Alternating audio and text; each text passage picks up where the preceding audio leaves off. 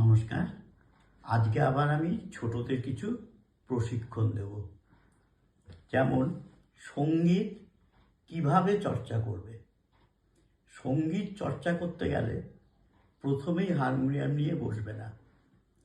প্রথম হচ্ছে যে গানটা তোমার দিদিমণি বা মাস্টারমশাই দেবেন সেটাকে আগে পরিষ্কারভাবে রিডিং করতে হবে অনেকবার। সঠিক উচ্চারণ সঠিকভাবে করতে হবে। তারপরে সেটা সুর তুলতে হবে। সুর যখন খালি গলায় হারমোনিয়াম ছাড়া সুরটা তোমার গলায় উঠবে, তারপরে তুমি হারমোনিয়ামের পর্দা ধরে ধরে শিখবে। দেখবে তাতে খুব সহজে তুমি গানটা তুলতে পারছো এবং শিখতে পারছো।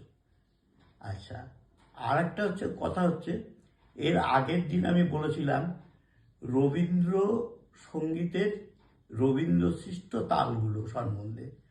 আজকে আমি বলছি রবীন্দ্রনাথ যেসব তালগুলোকে ছন্দ বিন্যাস করেছিল, অর্থাৎ তালগুলো উচ্চাঙ্গ সঙ্গীতের, কিন্তু সেই তার থেকে নিয়ে উনি ছন্দ বিন্যাস করেছে গান অনুযায়ী।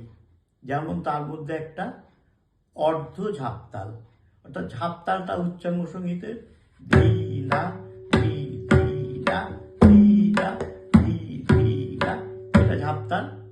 এর অর্ধ ঝাপ কি? ধি না ধি ধি না।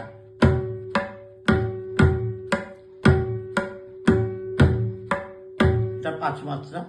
কাটছে।